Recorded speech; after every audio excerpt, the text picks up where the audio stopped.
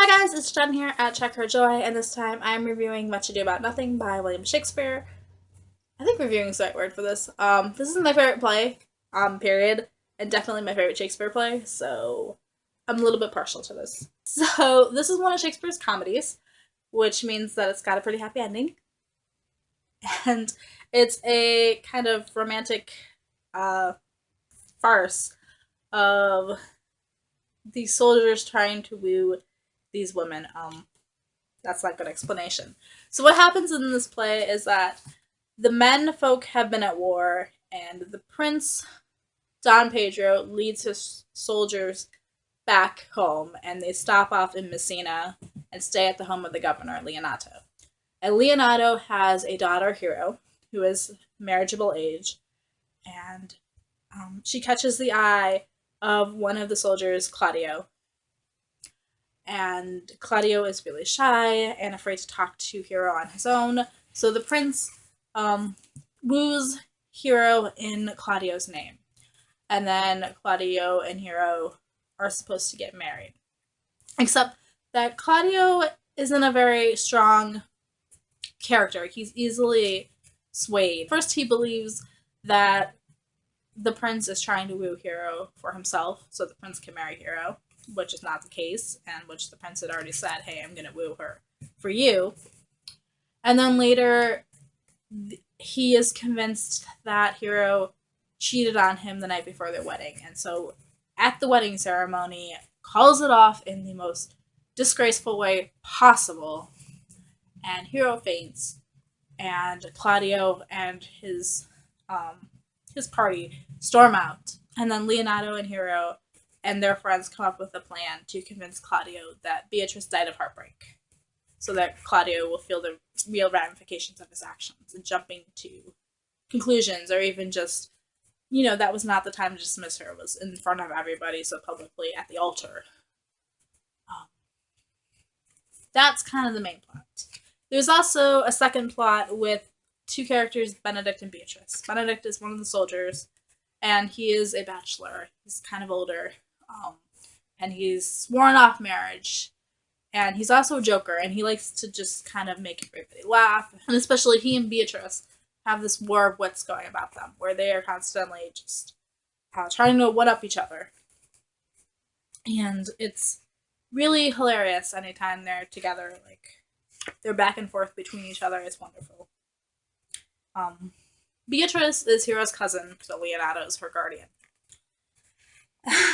And Beatrice has also kind of sworn off love and marriage, and that she doesn't really need a man. And then the two groups decide, and then the others decide that they need to convince Beatrice and Benedict that that the other one is actually in love with them. So the guys try to convince. So the guys set up this elaborate scene where Benedict would overhear them talking about how much Beatrice loves him but is afraid to tell him, and the women set up a similar scene for Beatrice to overhear that Benedict loves her. And then once the idea is planted in their minds, they kind of decide that, oh, well, I do actually kind of love them, and actually it would be horrible of me if I didn't love them back.